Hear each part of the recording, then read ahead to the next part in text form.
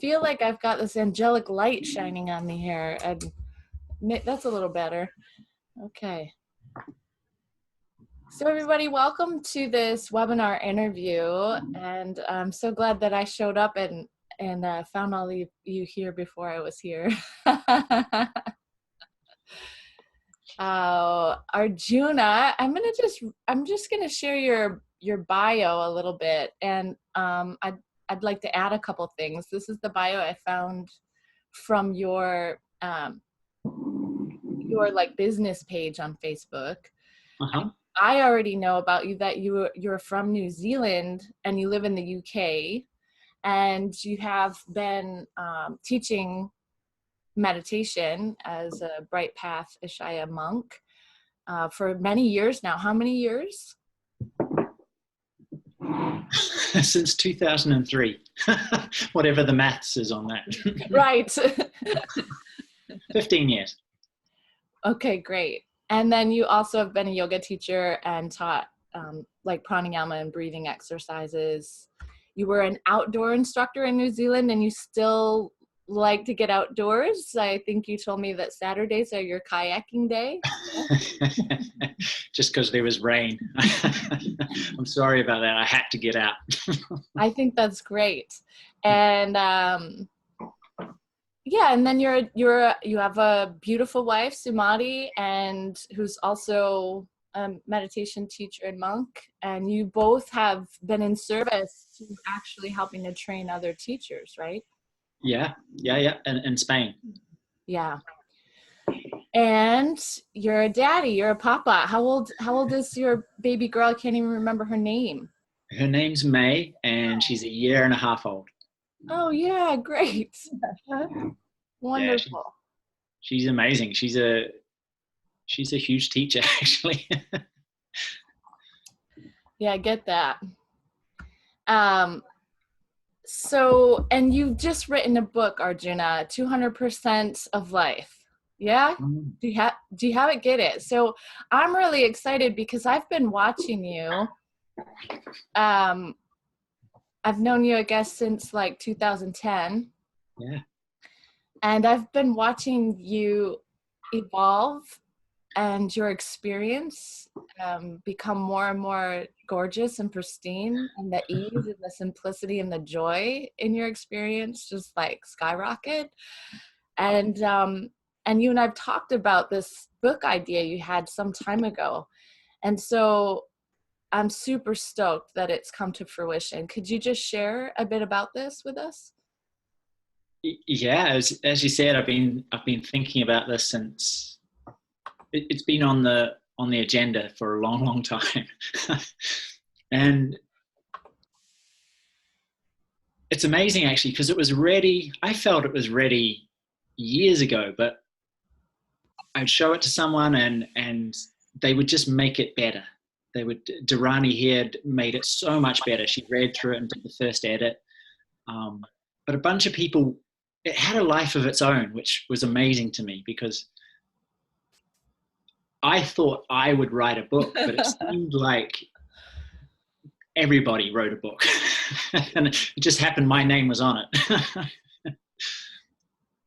But it's been a huge lesson too in just surrendering control. I had a definite idea, definite plan, definite drive to get this done, but it was a baby. It had its own life, it's a child, not I couldn't do anything about it. And so I'm so happy it's out now.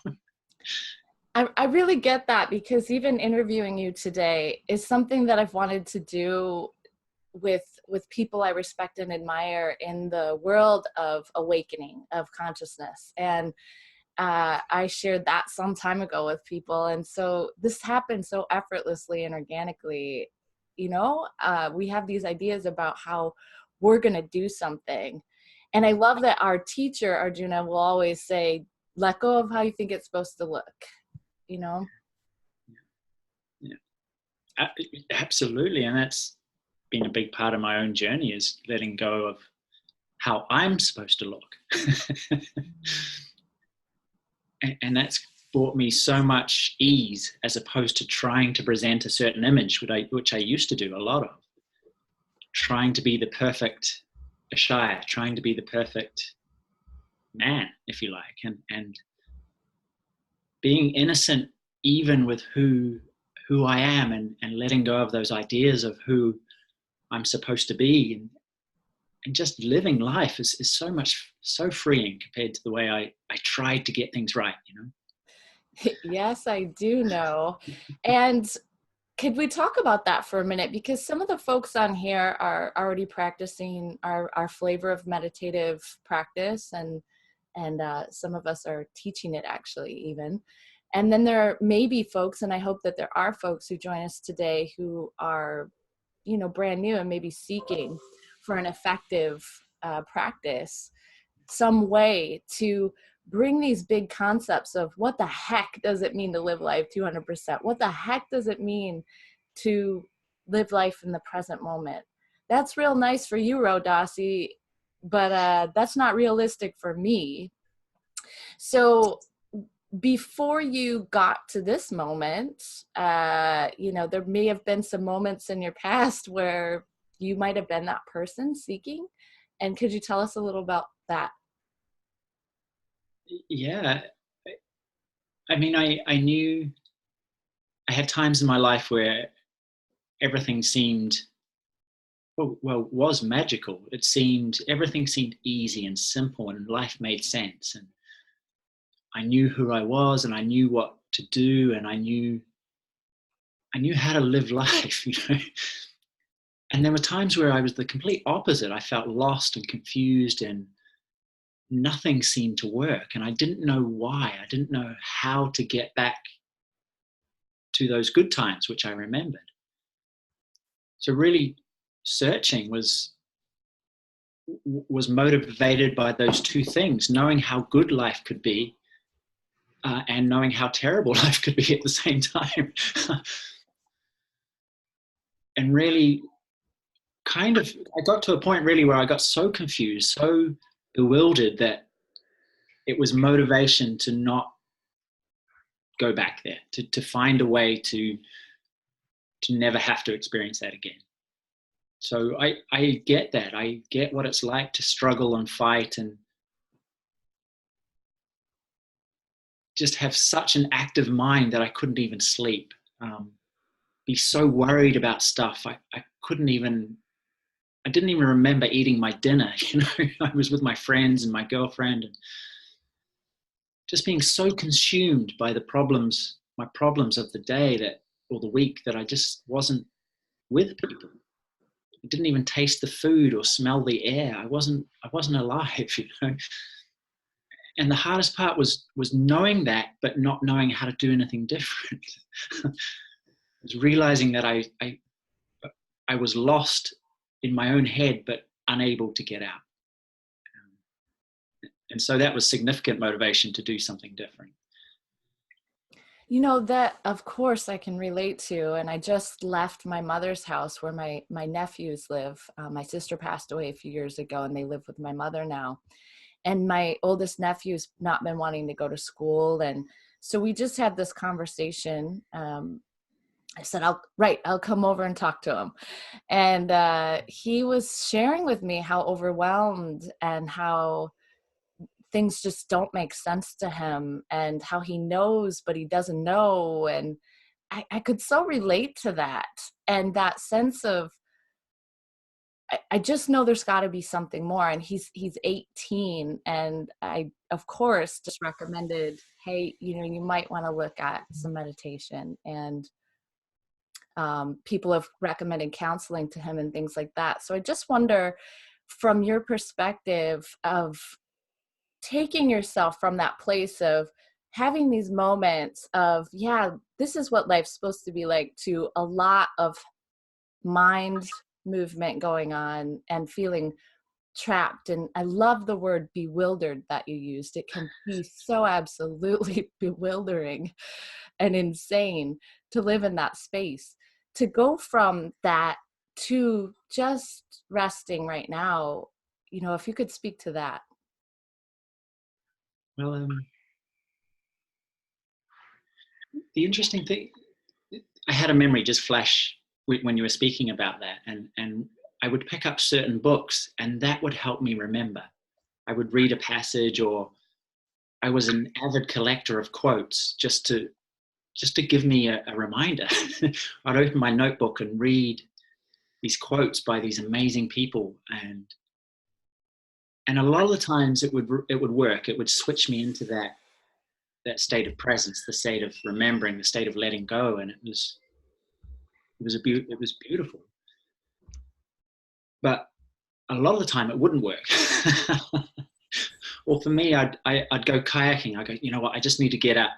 I just want to go to the river. I want to be in nature, and I just need to forget this for a little while. And again, sometimes it works, sometimes it sometimes it wouldn't work. But my mind would always come back. I had no way of just remembering by myself. It was always like I was always relying on something else to make me feel a certain way. And I remember just thinking, I just want to break. I feel like I'm chained, and I just want to get rid of these chains of behavior, these chains of belief, these chains of being dependent on people. When they're happy, I'm happy. When my girlfriend was unhappy, I was unhappy.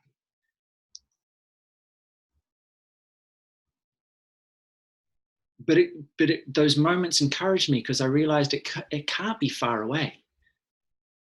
It can't be far away. If 3 lines from a book can make me remember and put me right back in the middle of my own truth, then it can't be far away. But that was also the most frustrating thing too, because I knew it wasn't far away, but I had no idea how to get there.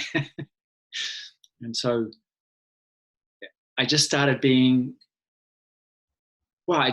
reading books and just following advice and trying to do things. And a lot of the advice I was given, or I thought was given, was wake up early, eat a certain diet, do some very rigorous exercises, because you need to control your mind. You need to fix it and beat it into submission, sort of thing. And sometimes that would work too. But it was very aggressive. It was very straight-laced. It was very conscriptive, in that, okay, here's the rules, and sometimes I could live up to them, and sometimes I couldn't. And when I couldn't, it was just a case of, it just meant the self-violence would kick in again. So it was an interesting time. Knowing that it could be so close, but trying so hard, being so hard on myself. And it's amazing. It's nice to know I can do that. If I need to live in a cardboard box and be freezing cold and hungry, I can do that. But I don't need to do that. Thank goodness. Yeah. Hallelujah. It really makes it seem like, because on my path, I read a lot of books to begin with. I remember chucking those books across the room, Arjuna, and being just like, this is crap. I don't want to read about Deepak Chopra's experience anymore. Where is my own experience at? And how do I get that whenever I want it? In fact, how do I get that all the time?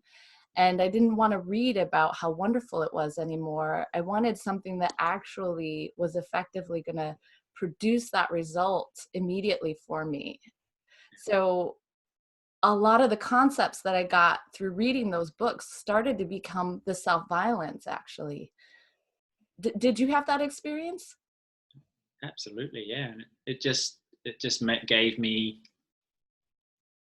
as I was saying, another expectation, another thing to try and be, as opposed to being myself. So how does one become able to just be themselves? Yeah, you were born. Like, looking at my daughter, it's so much fun. She doesn't edit herself. And that's disturbing, because sometimes she runs up and bites people. And it's like, oh, but there's no sense of who I am and what I want to do is wrong. And that is there. If you're listening, it's that sense of perfection, that sense of complete rightness is within you already. It's just that we look everywhere else for it. And it's as simple as stopping and resting and being not so much present to this moment, but being full of your own presence. Mm. You know, the whole mindfulness is a wonderful kind of revolution, if you like, but I think sometimes people get so confused with being mindful and being present with things and experiences and senses, which is getting there. But really the whole thing is about sitting at the source of your senses, sitting in that experience of I am, of just resting and sitting back and being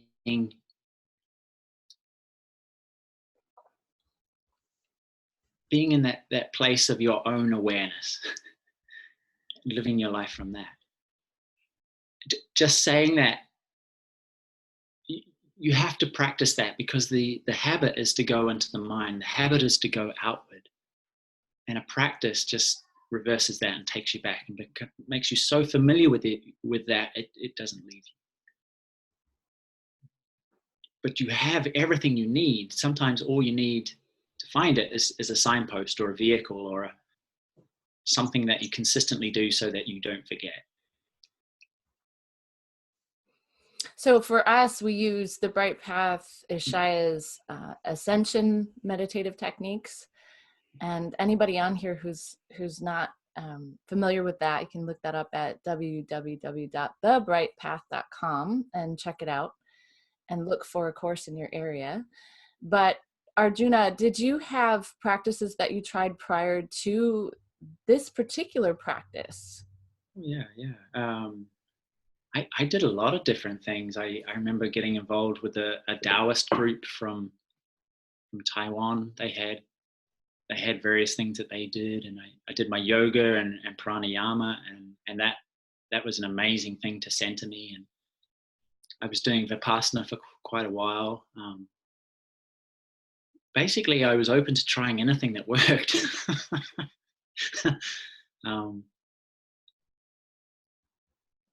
Yeah, and they all have their benefits, but I think they are like cars. You know, you can have, some cars are horrible and the heating doesn't work and they're a pain in the ass to drive, and some are a real pleasure to use and get you to where you want to go. And you know, in my case, Ascension was it hit all the buttons. So hit all the buttons, ticked all the boxes. Yeah, it's got some leather seats and it drives real fast. Has a chauffeur. You can put the top down if you want to. It gets you there really nicely, doesn't it? Yeah. But what I would just find something, use something on a daily basis, just so that when you open your eyes, you can be that best version of you. You can have that connection and that memory of that. You can carry that version, that presence with you into whatever you do. That's really beautiful. I mean, it makes it so that it's not in some future moment when you're all better and your life is all better, but that it's accessible now. Yeah. And the more time you hang out there, the more little all those sharp little bits of your personality, the rough edges just get smoothed away, and you have to do very little. That's what I love too, is how little you have to do. There's not a lot of analysis involved, because basically you're going beyond all those limiting beliefs and judgments to the place where there is none. The more you stay there, the more you live the authentic real life that you have to live, rather than reacting and responding in ways that you wish you didn't. So yeah, you just reminded me of how important it is where we put our focus. So traditionally we're taught to put our focus on all the things that are to be fixed and changed, so that we know that we're on this path of bettering ourselves in our lives. And this is sort of the complete opposite of that, of allowing for the trust in taking attention within, that it's going to do that for us, that it will heal sort of that, whatever needs to be changed will organically change. Is that what you're saying? Is that part of your experience? Absolutely, yeah. And there's a bunch of different things you can do on top of that, but let that be your foundation. Absolutely, yeah. Because the risk is that we have judgments about part of ourselves that we judge as being wrong or incorrect, where actually they're a power, a strength. And for example, one of those was anger for me. I was never ever comfortable with being with that energetic rush of anger, and what I found was the only problem with anger was when I tried to squash it down. If I felt that rush, and usually it was because I wasn't speaking, wasn't saying what I wanted to say. If instead I just opened my mouth and said those words that are on the tip of my tongue, the anger was done, gone. If I tried to squash it down and I didn't speak because I thought I'd be wrong, or what would the other person think of me, or this is, a spiritual spiritual person doesn't get angry. So I must be off here. All this self-dialogue and trying to repress something that just wanted to come out meant that it got bigger and stronger and more angry, more ugly. And so many times those judgments are stopping something that just wants to move and is in that movement, in that the purity of the expression. It's done. And you don't have to carry it anymore. Because I was carrying these conversations that I should have had with people for weeks, regretting that I didn't do this and didn't do that, all because I judged at the precise moment in time where I was given the lines on the tip of my tongue. I judged that to be wrong. And that's why if you have that kind of idea that we are solely focused on the things that you should fix, you can try and fix the wrong stuff. You don't let that true powerful version of you just come out naturally and freely. So having a foundation of resting in presence and letting that look after you, letting that inform you, inspire you, energize you, is the greatest foundation for life. I always had a lot of anxiety around money, and I knew that. But it was a cool thing to play with, and the realization, that just simple knowledge that, you know what, I'm terrible with money. I try to hold on to it. I get terrified when it comes to spending it. And so just that simple awareness meant that when I was at the supermarket queue or buying a birthday present or anything like that, I would just be super, super present at the cashier. And so I wouldn't let my mind run off into the fear of what happens if I don't have any money tomorrow because I'm spending it today. And so it's enough just to be simply aware, to simply have of clarity of like, oh, I know I do that. When I'm in those situations, I'm going to walk in with my eyes fully open and play with it. See if I can stay present and aware and detached from my mind's story about it. That's really awesome. I've played with that with lots of things, lots of content, subject matter. And what I noticed is that there's this tendency that it seems like I have, and I feel like I've seen it in other people as well, that this avoidance of reality. Like, if I just pretend like this thing isn't here, maybe it will go away. Yeah. But in truth, it keeps us locked up in separation instead of this really open space of just allowing for whatever's being presented, whether we like it or not, whether it's comfortable or not, whether it seems like something we want anyone to know about us or not. And so I just wonder what your suggestion would be, or your experiences with reversing that habit of us trying to hide, like, no, this isn't happening, as opposed to welcoming it in and allowing it to be, you know, what the experience is, and what the suggestion is, what happens between the shift of being welcoming of whatever's presenting itself, whatever our habits and our tendencies are, welcoming it all, as opposed to continuing to stay in the ignorance of it. Yeah. Well, I think you summed it up beautifully.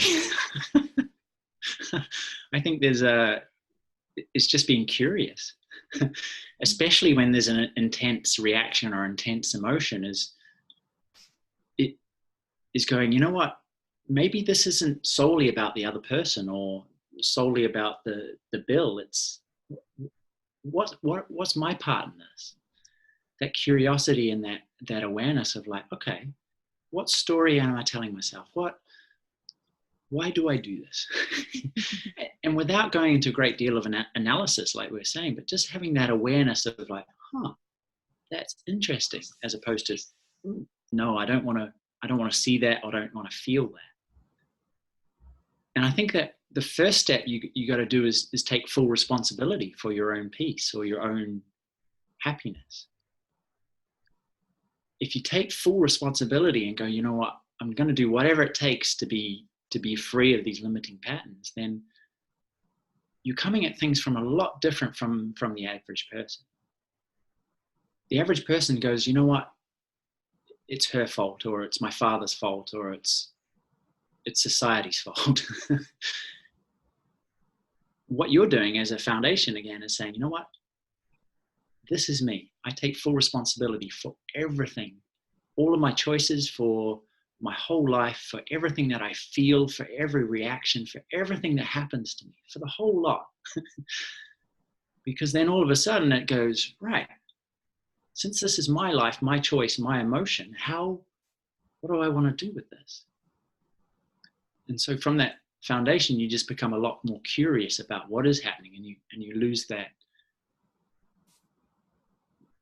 You start losing that ability to trick yourself and tell yourself stories that just aren't true.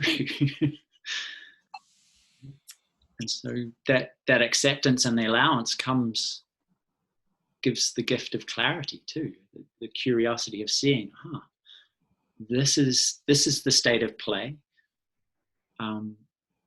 What different things do I want to do? It sounds like another big concept to kind of, I just was with some girlfriends from high school the other day for the first time in a long time. And I talk about the present moment all the time, of course. And one of them was really angry about that. Like, yeah, this is a bunch of BS, you know, that's some far off thing that's great. That's not attainable for me. And, you know, I know, I think a lot of people feel like it is some big far off thing. So then when you say, well, what I feel like I heard you just say is, in order to kind of be playing in that, you have to take 100% of responsibility for your life. And then people go, whoa, that's overwhelming. So could you speak about that a little bit? Yeah, it's true. It's because when someone suggested that I take 100% responsibility, I had two reactions. One was like, yeah. And the other was like, whew, hang on. What does that mean? Because it means I'm the only person responsible for my entire life. I can't blame anybody else anymore. It's a very uncomfortable place to be, but also very exciting and empowering. So there's this fine line that when you take that on, and of course, some people don't want to take responsibility, because sometimes it's easier to say, well, I could do this, but I can't because of this, X, Y, and Z. It's not an easy decision, but it's a powerful decision. But I totally understand why some people don't, why they go, you know what, I'm much happier sitting here not taking responsibility. I get that. But I think you just get to a point in your life, sometimes you go, you know what, I've had enough. I'm not happy. I'm tired of suffering. I've had enough and I want more.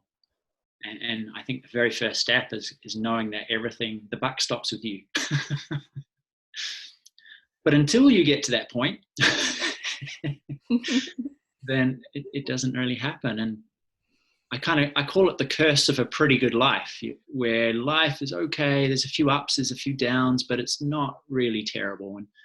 And sometimes it's a blessing to have horrendous stuff happen to you, or to be thrown into a deep, dark hole, simply because you go, oh, hang on, I'm going to make sure I never go back there again.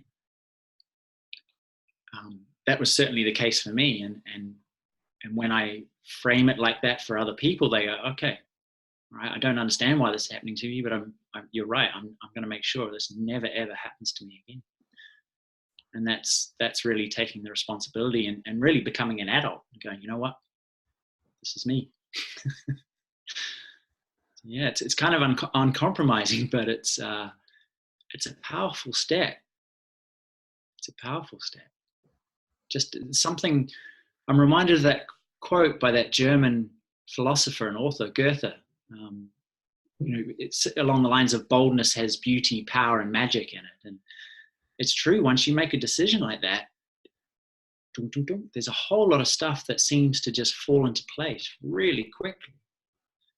So I completely understand why people don't want to take responsibility, but magic happens when you do. And it's very tied to the ability to live life 200%, yeah?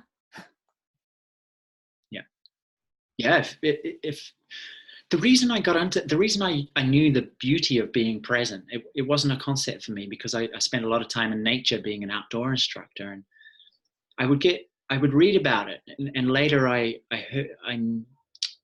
found out it was called a state of flow. But these moments where almost time would stop. It was just a ton of fun. There was just, everything was happening fluidly and smoothly and easily. And I realized that would happen when I was on the river, or perhaps cooking dinner, or just in numerous times in my life. And I really realized that was the times where I was most present. I was really absorbed in what I was doing. My mind didn't attack me when I was completely immersed in the dishes, for example. One of the happiest moments of my life was doing dishes, just staring out the kitchen window.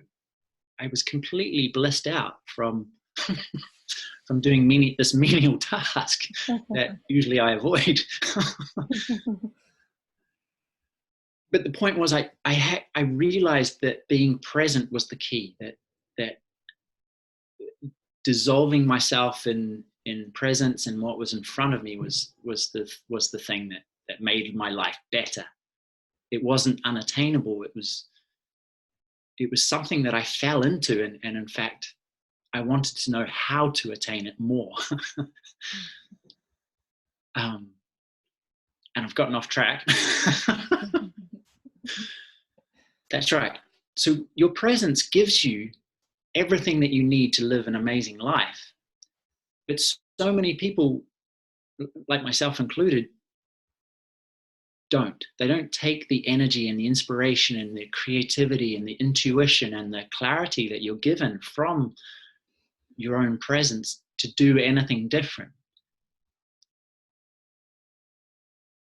And that's been my journey, really. I got so content in the stillness and presence, but it's been a journey of making that alive, making that come alive through taking responsibility, through making my life the way that I want it to be. And there's two things to that. There's certain things that I can do, and God's got control of the rest. So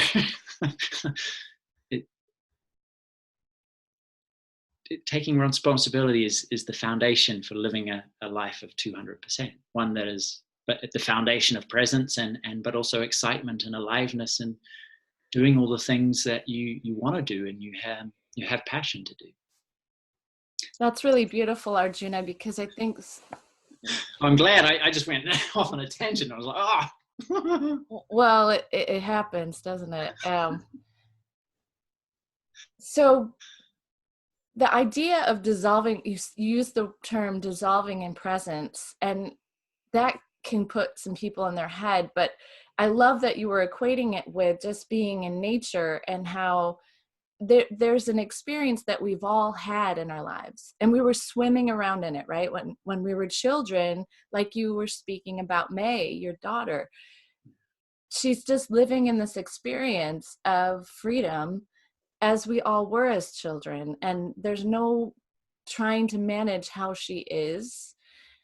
And we all have moments as we get older where we know, like, I'm on stage, I'm doing theater, there's no sense of me, I love it, you know, there's time, it's timeless, spaceless, I don't even know what's happening, but it's full and it's alive and it's magical. And you know, people, whether they're into art, like Susan, I know you're an artist, or a musician, or an outdoorsman like yourself, and we have these places, and then we keep putting ourselves in those situations trying to get that experience. And isn't it because, Arjuna, we know that we had it in those experiences and we're trying to get it back, and we don't really know if we can have it in any other kind of experience, right? So that's where the importance of a tool comes in, an effective, you know, Corvette type of a tool comes in that will allow us to feel that sense of dissolving into our own presence. Yeah. Absolutely. Yeah. Yeah. So But could you talk a little bit about that, and the importance of a tool, finding that within, and then engaging that out here a little bit more about what 200% of life actually is. yeah. Well, the best thing you can do as a starting point, I think, is learn to recognize when you're not being present, when you're not filled with that sense of that experience of I am. Look for ways. If you learn Ascension, great. I fully recommend it. But if you don't, look for ways that you can do that. You can connect with who you truly are already. Because the more you do that, like you were saying, those wow moments that we have, even if we're working physically hard, like we, as you say, you've been on stage all night, and so it's been physically demanding, but you step off and you're so alive, you're so full of energy. You know, maybe you're creating a painting, or for me, doing some writing, and afterwards you're exhausted, but you're also just fizzing because everything is like, bah, wow.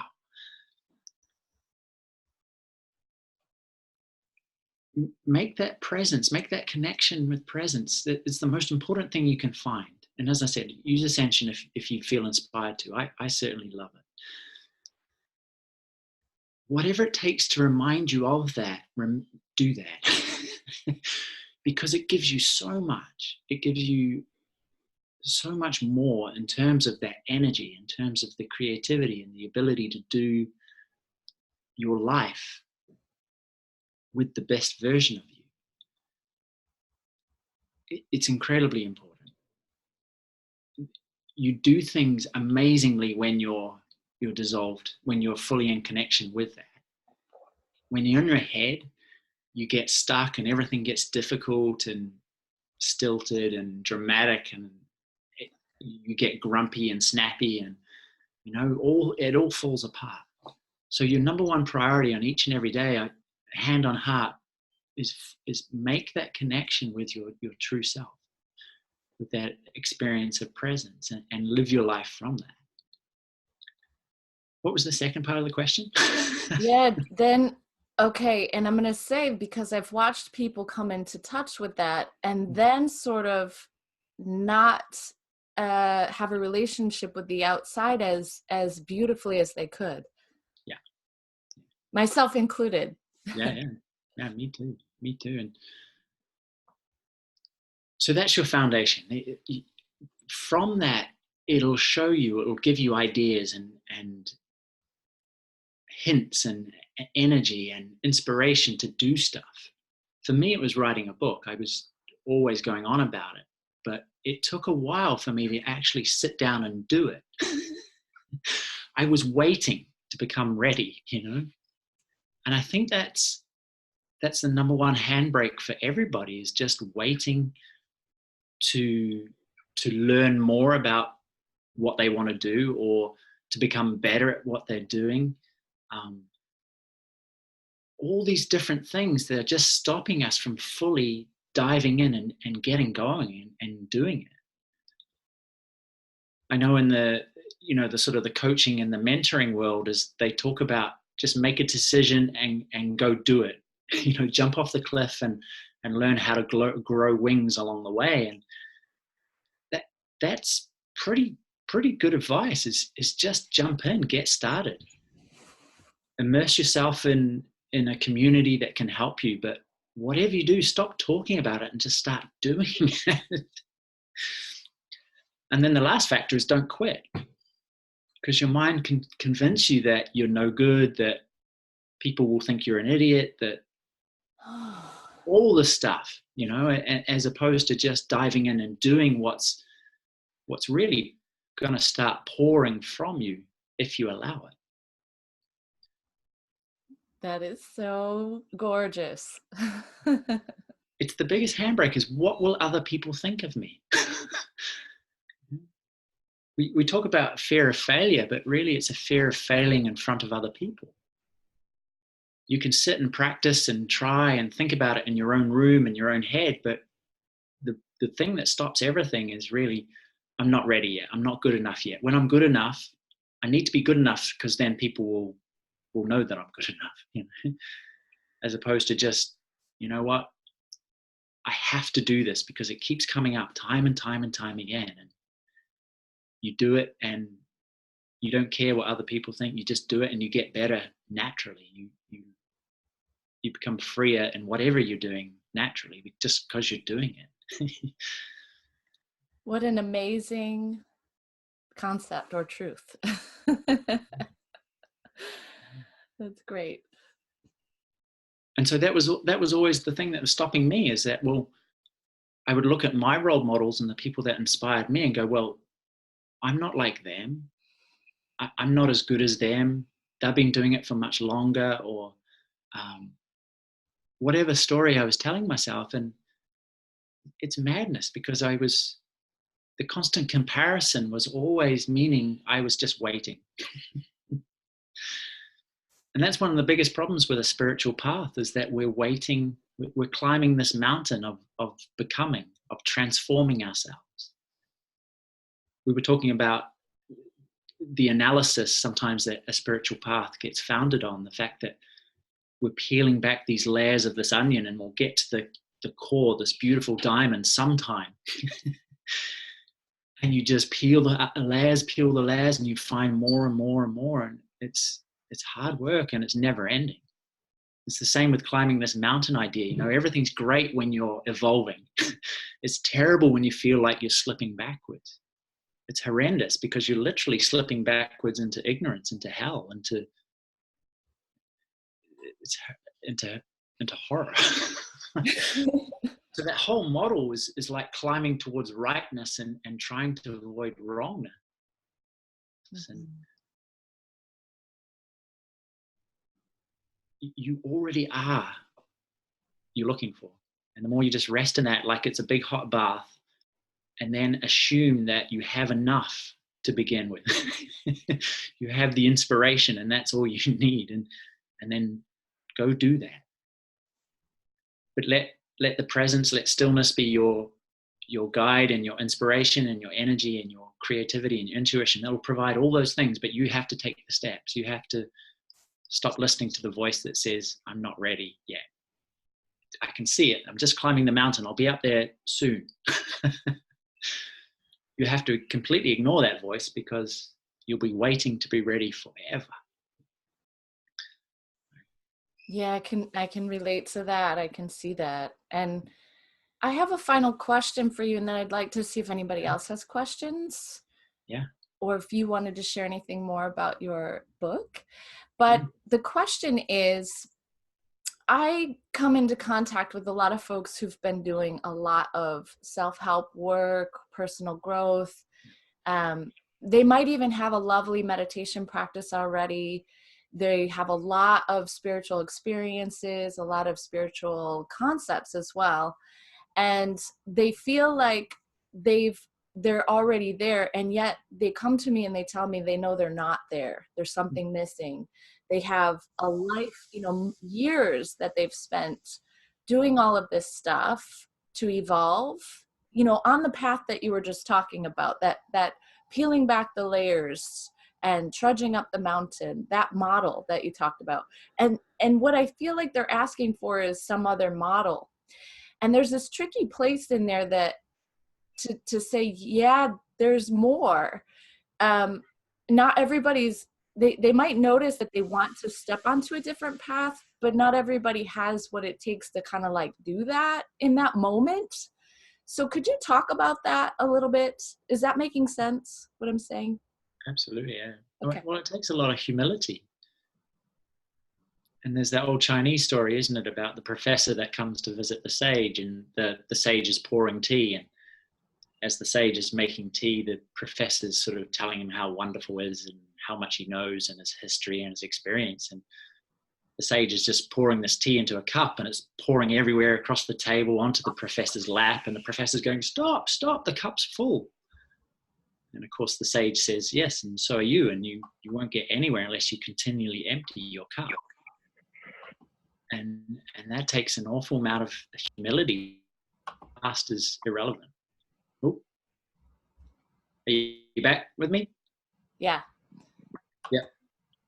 It takes a lot of humility to know, no matter your past experiences, no matter your past learnings, no matter anything that you've done, they are irrelevant to the experience of your presence right now. And so first of all, to admit that there's something missing is incredible. To be able to do that, it is it's crucial though. All right, I've got a little visitor. Hello. She was coming. Little May was coming to help out.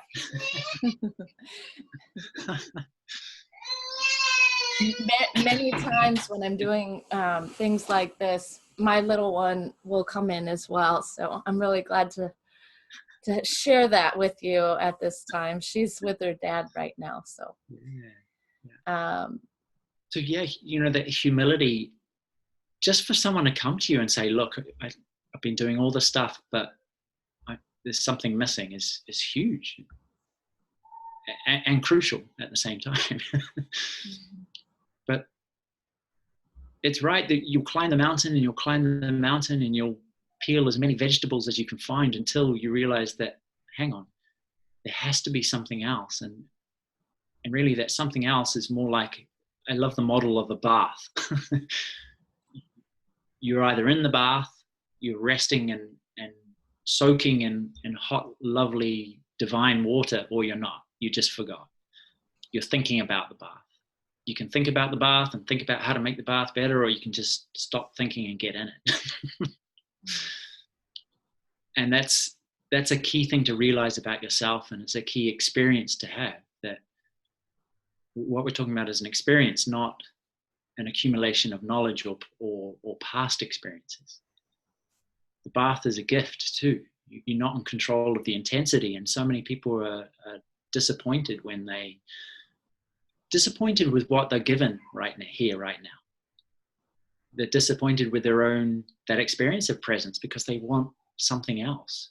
They've had the highs of experience and they're chasing those. And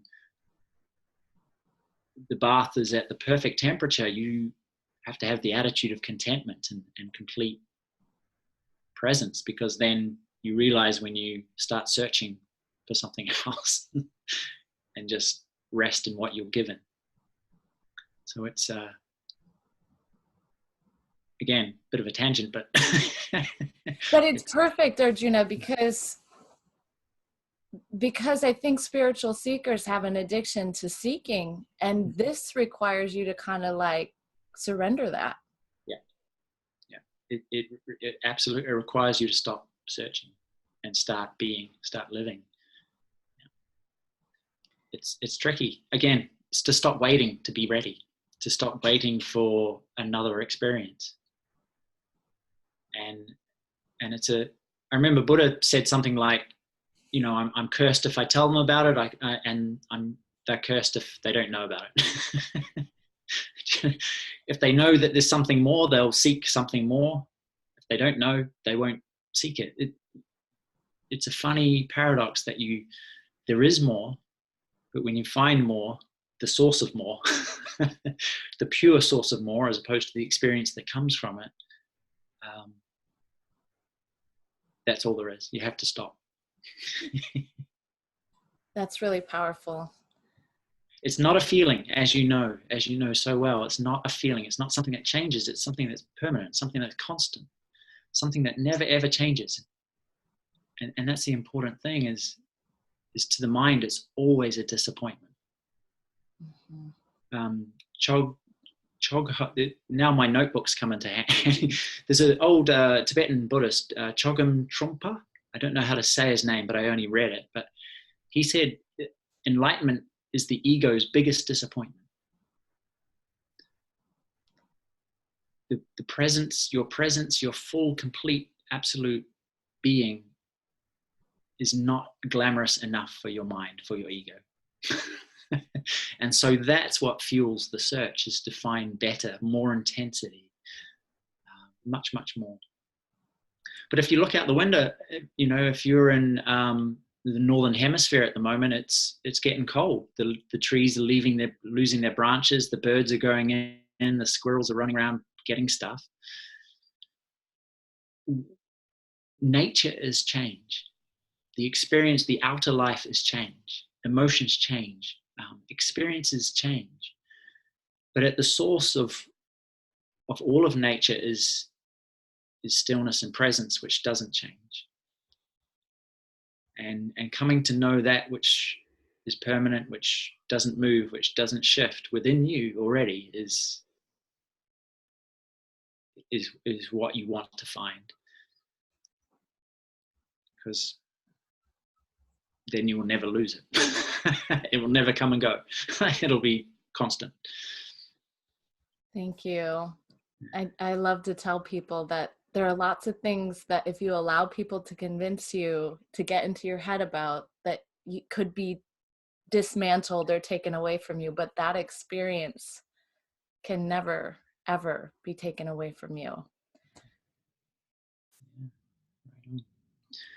I think in all of this is what's been helpful for me is having a teacher, is having someone who's clear enough to know to help me out. I couldn't have done this by myself, simply because of my own mind's ability to fool me. and I think it's a little bit popular to try and be your own teacher, to be your own guru. But I think ultimately it's important to have someone on the outside to guide you. I think you, unless you're extremely fortunate like Eckhart Tolle or others, a handful of others, I don't think it's possible to go as far as you can in terms of dissolving, of stepping away from the ego and dissolving into complete presence.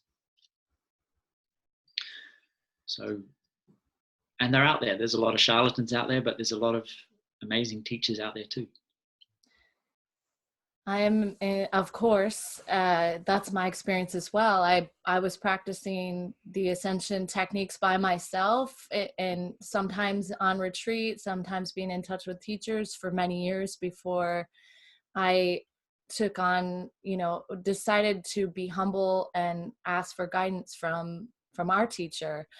And my experience skyrocketed. It changed dramatically, and the doubtlessness in me was, well, I had never had doubtlessness before.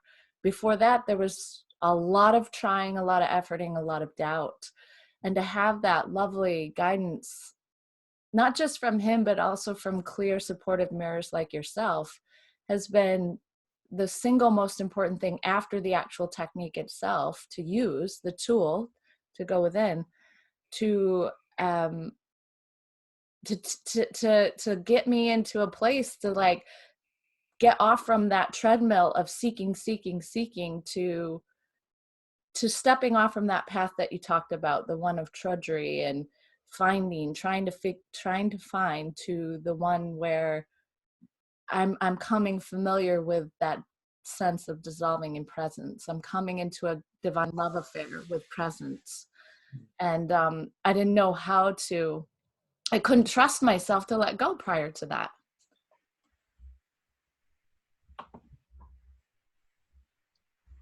Yeah. It's the funniest thing is being, like I was saying, let the presence and stillness inform you, let that inspire you and direct you, but also being open to external guidance too. It's crazy to the mind, but when you're in presence, it makes perfect sense. You're just wide open and accepting of all. The universe becomes your teacher.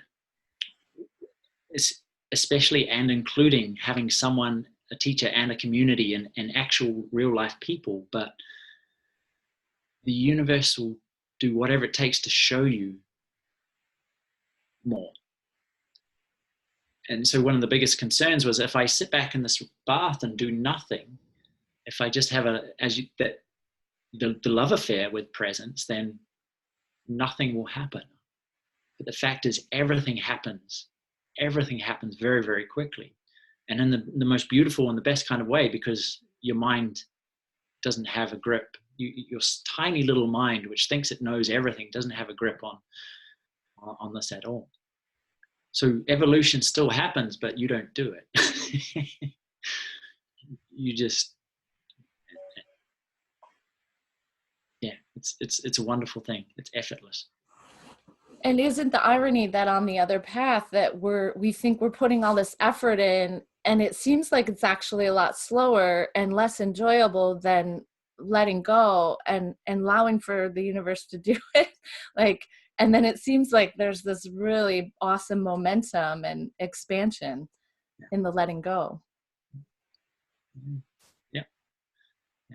And sometimes, I said there's nothing you have to do, but sometimes you have to make sometimes very, very bold decisions. When the ego is complaining, sometimes it takes a bit of courage to go, you know what, I'm not going to listen. Part of what I talk about in my book, and from what I've seen in my own path, is whenever there's significant resistance to something, I used to shy away from it and go, well, it doesn't matter. I'm scared silly of that, so I'll avoid it.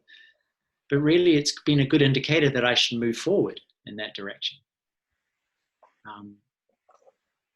That resistance to anything is a great indicator that it's important to you. And again, not to shy away, not to be afraid of it, but be curious about it. Go, here's a sign of something that I need to walk towards rather than run away from. And so it is effortless, but every now and then you're required to make some bold decisions when your mind is going, no, you idiot. I'm trying to keep you safe and comfortable, and you're just throwing it all away. What will they think of you? So, yeah, it requires a bit of gumption, but so has everything that's been amazing in your life. Everything that's been significant and worthwhile in your life has required a leap into the unknown. If you think about your first kiss, your first ever kiss, that was a real gulp moment. I'm not sure what's going to happen, but you did, and hopefully nice things did happen. But everything, and all of your heroes, all the people you admire, have all done that too. They've all been prepared to put the mind down and go, you know what, I feel like I really need to do this. I really want to do this. And so it is absolutely effortless, but sometimes you're asked to make decisions that just require a little bit of boldness, a little bit of, Okay, here we go. Yeah, everyone I know who is someone who has something I want or have and want to continue to play more with, they have all said the same thing. And I would say that there have been key moments when my armpits are sweating and my body's shaking and my heart is pounding, and it's hell or high water. I know no matter what it takes. On the other side of those moments, there's always dignity and self-respect, and also proof that in moving toward those things that we're afraid of, everything I want is on the other side. It's a cool thing. It's always, you just get better at it. I don't think you'll ever not be afraid or not need a bit of gumption, but you just learn that the mind's complaints are unfounded. That whole thing of what if it all goes wrong? Our mind solely focuses on what goes wrong, and it never focuses on what could go right.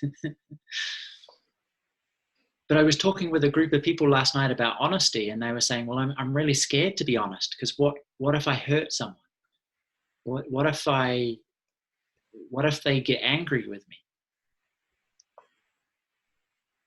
And it's an interesting thing being in that same place as well of wanting to speak, but not wanting to hurt or not wanting to have people dislike me. The most amazing thing is the more I do it, the more I realize that honesty attracts good people. Truthfulness attracts, it brings people towards you.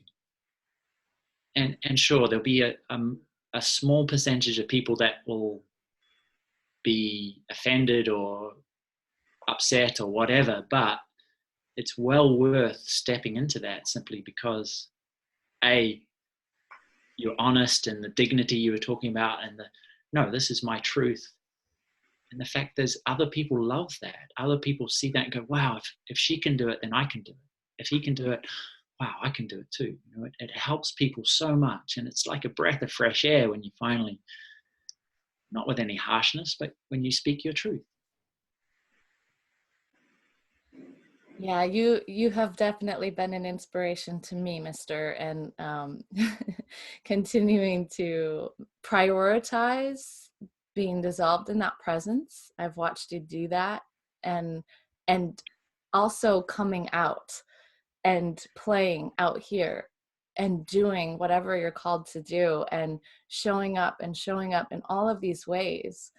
And I really, really, really appreciate the inspiration of your presence and your willingness to play in this particular, what did you call it? There's this model, and then there's this model of living life. And so thank you for being such an awesome example of this other model. Thank you, Rodasi. Thank you so much. Could you just, I want to see if anybody has any questions. If you do, unmute yourself and go ahead and ask your question. But I want to leave a little time, Arjuna, for you to also just tell us how to find your book, okay? Oh, sure. Yeah, brilliant. So, folks, if anybody has any question for Arjuna about your own practice, your path. Hi, Rodasi. This is Avalokiteshvara. I have a question. Awesome. Cool. Hi, Arjuna. It's great to hear you. So my question is about basically saying no. When I've been listening to you, it sounds like it's a lot of accepting what comes, accepting what life is presenting. But what about saying no? And what about saying no in a way that's how should I say, affirming or constructive? Healthy, let's put it that way, saying no in a healthy way. And I just want to hear a little bit about your point of view on that, because it seems to me that a lot of times no is sort of limiting or constricting. But what I found recently on this weird, wonderful, bewildering path is that sometimes no can be the most powerful words I can say. Yeah, absolutely. You're dead right. Sometimes no is the greatest gift that you can give anybody. And I think for me at least, I just got a lot better at knowing what I truly wanted and not saying yes because I wanted the person to like me, but saying, you know what, I don't want to do that. And it's a no. Or coming back to that honesty, saying really kind of standing up for myself and going, you know what, I think you're wrong. This is what I see. But I think done in a timely manner, it's perfectly, it comes across perfectly well. You can never control what other people think, what other people want, what other people are trying to get from you, but to live your life for them is a disaster. So saying no and being honest with in a positive way and an appreciative way is not harsh. It's not counterproductive. It's necessary. You can't say yes to everything because you end up losing out on the things that you really want to do.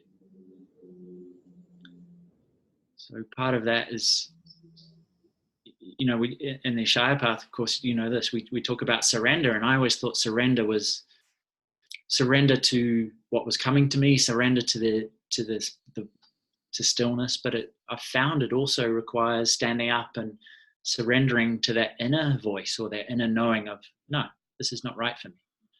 Or as I said, being truthful and honest and saying, you know what, this is really important and I'm going to say it right here, right now.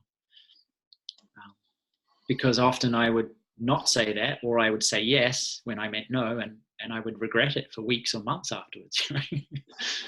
So it kind of is the most loving thing that you can do to yourself, is honoring your own clarity and surrendering to that, to what you know to be good and true. So, yeah. Great. Oh, sorry. Go ahead. I was going to let you finish. The fascinating thing is there's no rule book. And I was always looking for a rule book of, okay, in these situations, do this. But really, you just have to tune in and you get better and better at knowing when to say yes and when to say no.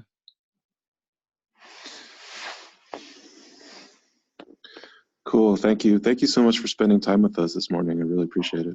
My absolute pleasure. Yes. I think the more you get clear on what you really want to do from life, the more able you're to align with that. The yes and no's become easy. When you're really clear on what you're here to do, it becomes simple. Going, yeah, that's an easy decision. Well, that clarity, I understand where you're coming from with that, and I really love the model of dissolving in the hot bath. That's really comforting, actually. But what I've found is that the more that presence is real, or the more that becomes alive, the more my experience is in that, the less I feel there is for me to do.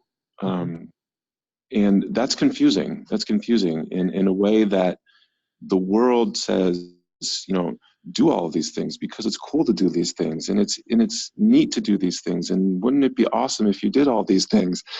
But so much of my experience is like, well, just don't do anything. So I'm not sure how to navigate that at this point, because I really appreciate that experience of being present, of being still, and being in that hot bath. But there's nothing else. It seems like there's no inspiration, there's no incentive to move from that hot bath. Yeah, and maybe there's a time and a place. There's a season for all of this, and maybe your season is the do nothing phase. maybe that'll change. Maybe, who knows? What I know is that, there's a lot of words in here, and someone said well done the other day, and I said, you know what, I didn't really do it. There was a lot of time and effort. There was a lot of dedication to sit down and actually make it happen, but at the same time, I didn't do anything really. It's the most curious experience, but it required the inspiration and the get up and go to actually finish it. Yeah. But you'll find your way. Just keep living and loving, and I think it becomes obvious. It certainly did for me. Well, that certainly would be an enjoyable thing, to have it be as obvious as you make it seem. But I think what started it making it obvious for me was really being curious about what else. For example, when I was teaching Ascension courses, I was like, well, it's nice to have this handful of people, but how can I talk to more people? I love being in front of people, but how can I get more people in the room? And so it was uncomfortable, because I didn't really want to learn about how to do things differently. I'm 44 now. I'm long past school. It was really a case of, well, if I want this to happen, then how do I help make that happen? Okay. And so maybe there's certain situations or certain things in your life that you just love, but how do you help make them happen more or bigger or differently, perhaps? Okay. Anyway. Yeah, thank you. That makes sense. Thank you very much, man. I really appreciate your time. Oh, my pleasure. My absolute pleasure. Good to hear you.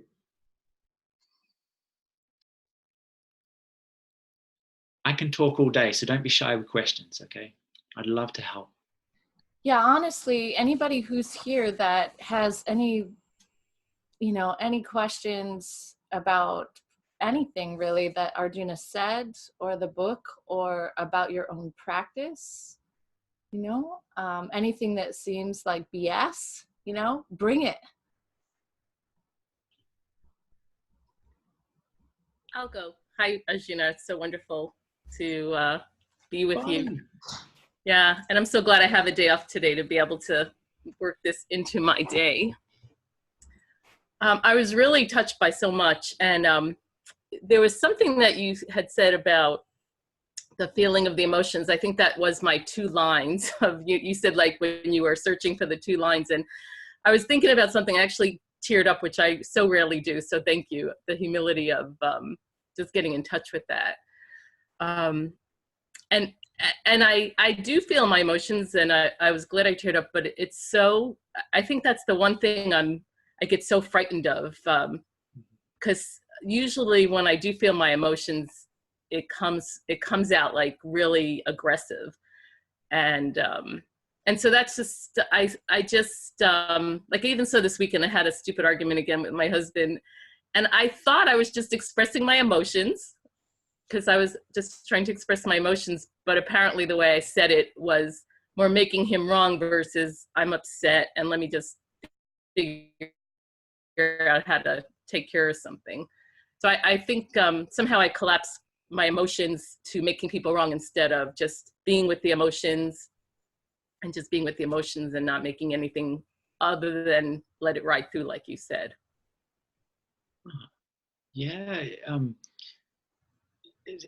Emotions are such a funny thing, because there's a whole lot of story, a whole lot of past history, a whole lot of stuff wrapped up in them. And you're right. We often want to be right more than we want to be happy.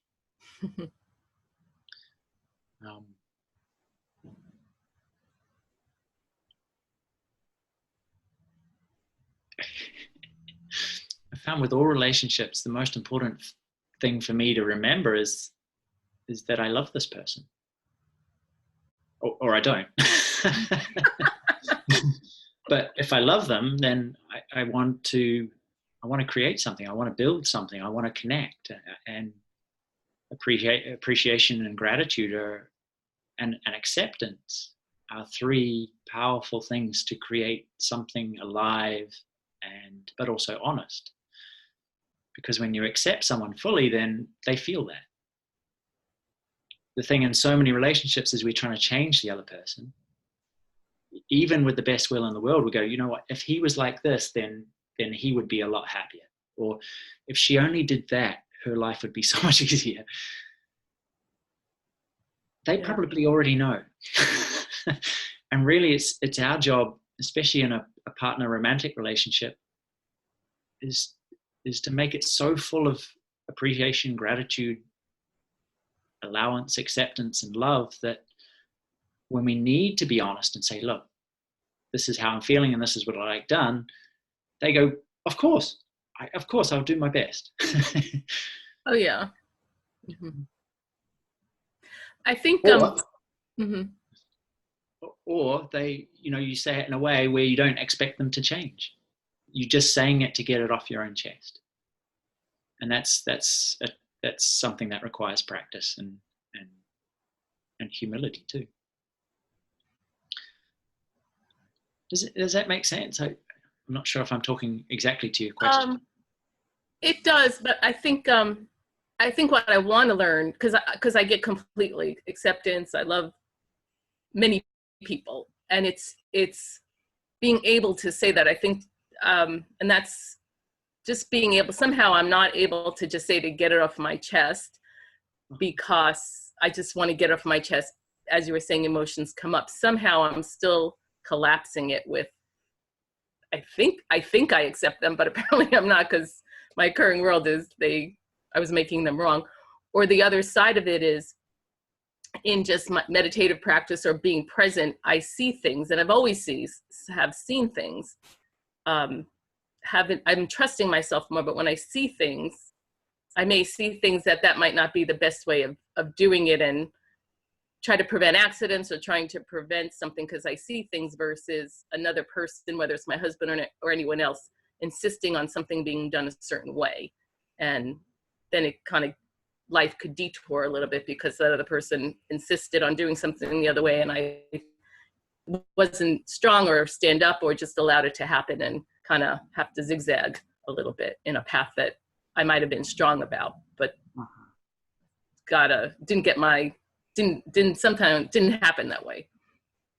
Sure. Yeah. I think you just have to feel your way with this, but people often, looking back in my own life, I've only learned through experience. Right. My parents, everybody's told me stuff, and it was only when I lived through something I go, oh. Right. And you just have to see, if you can be as present as possible, you realize when the emotions are taking you away from that, where you don't need to really investigate the emotion or the story, you just drop it and return to presence. There's so little you have to do. And yet, I think the more you investigate it, the more you'll know it's like, okay, no, I really need to say this. And you say it. But just explore, just play. You can't get it wrong. You're constantly going to get better at this stuff. But just notice if there is a right and a wrong pole that you're trying to avoid, because then you're constantly comparing, going, you know what, I got it wrong again. If only I find the formula, then I can get it right. And I don't think that's the case. I think you're constantly shown where you can be more loving, but more honest, more lovingly honest. Right. Less controlling, but step in when you really feel important, like it's important. And you can't know that without the wisdom to completely dissolve, the wisdom that you gain from dissolving in the stillness. But so you can't do this wrong. There is no right way of doing it. It's just it'll show you constantly where you can get out. You can be less attached and more present. Yeah, I think I see, I'm willing to play, but there's that being right. We're not even being right, but doing the right way. So I see that it wasn't like if I look back at it, it wasn't like a big deal, but I definitely see the ego wanting to be right, having to be right. And that didn't lead anywhere other than just a little bit more of a argument or taking away from my being present, staying in the moment, which would have been much nicer than having to justify something. Yeah, perfect. And you'll always see things like that, and you don't need to go looking for them. They'll appear. But that's the crucial thing, because I was always in all of my interactions with people, I was really hamstrung, or the handbrake was on, because I was constantly referring to the correct way, as opposed to allowing the presence in the moment, the specific situation, to show me what to do. And it's a different way of living in it. It's kind of frustrating when you say chuck out the rule book, but it's the best rule book is within you, right here, right now. So good luck. You're on a good path. Any relationship's a spiritual journey. Mm-hmm. The other person will show you so much about yourself. It's people constantly tell me, well, if my significant other was different or on the same path as me, then perhaps life would be better and easier. And I'm like, no, you have the perfect partner. They're going to show you everything. You just have to open your heart and watch and listen.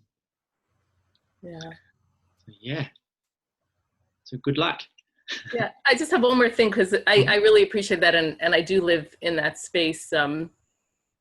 But I saw something, it's not only in romantic relationships, but in general, like when I am caught up in that, and I think, and I forget how you said it, but my pettiness comes up. So I guess that's something that's a gift, because I'm seeing, like, man, I'm so petty, like I won't get him a cup of coffee in the morning. That would be a sign that I'm being very petty, where normally I'd be like, darling, would you like a cup of coffee in the morning?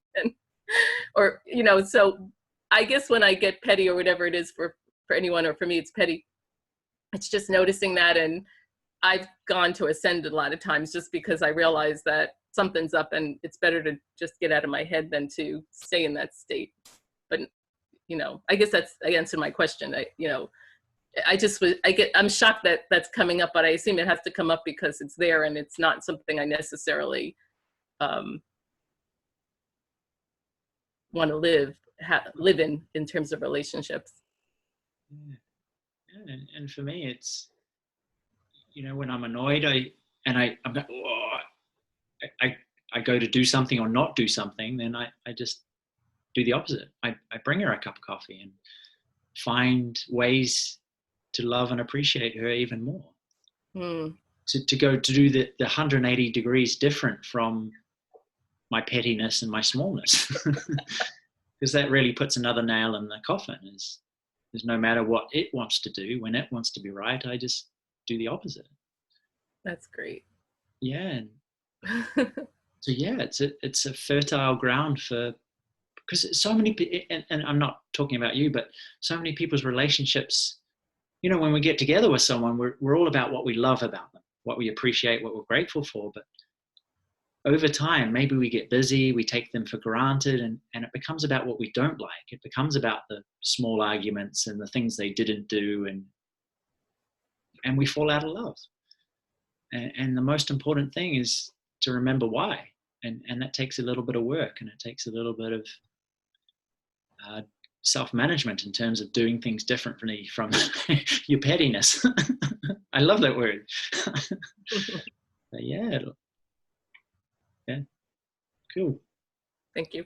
So making coffee, you'll appreciate it. I did this morning. Yeah. Of course. Thanks, Bonnie.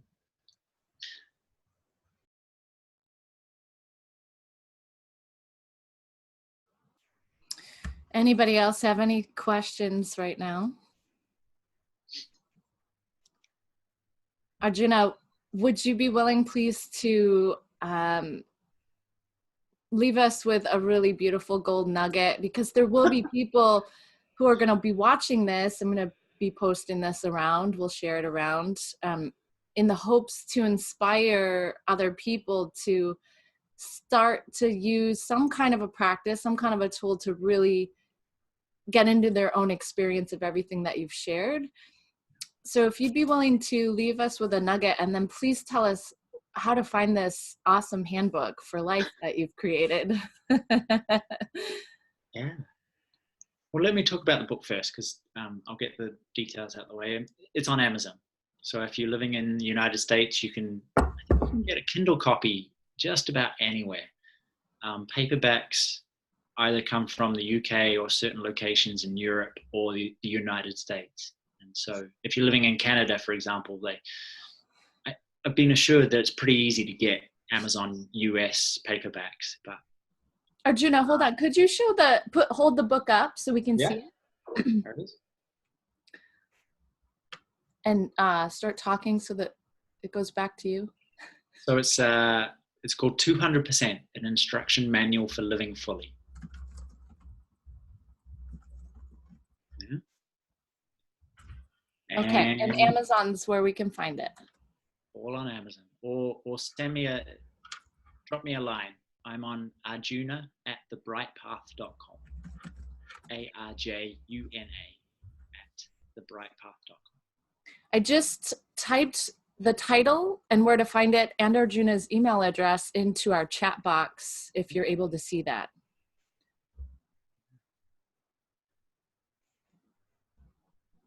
As for a parting nugget,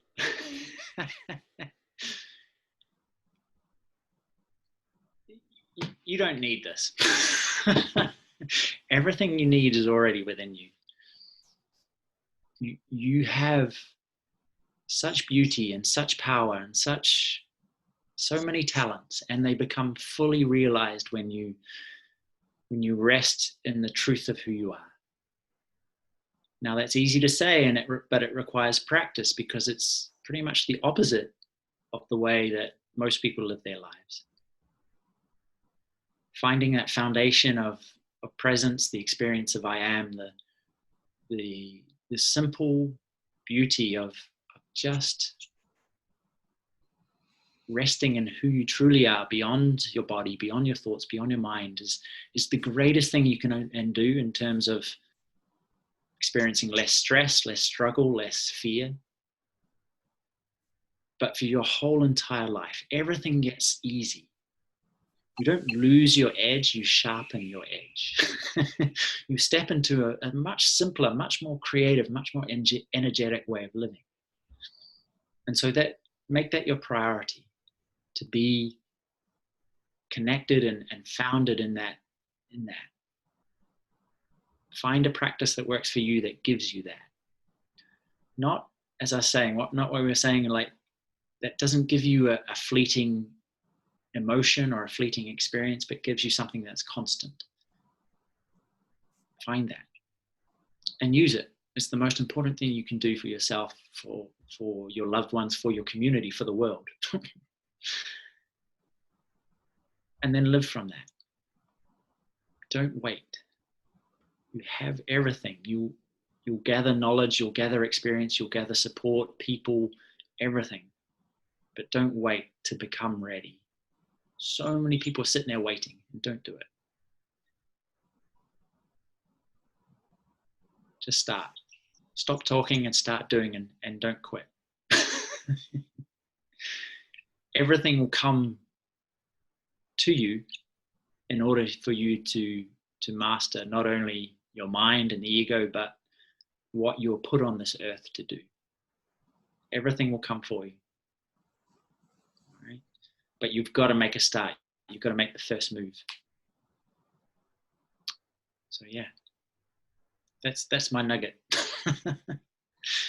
Oh, yeah, go ahead.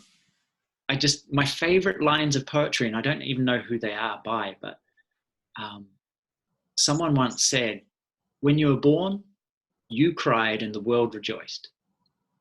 Live a life so that when you die, the world cries and you rejoice. That's pretty sweet. Mr. Arjuna Ishaya, thank you so much for your time and attention. I can't wait to read 200% of Life, an instruction manual for living fully.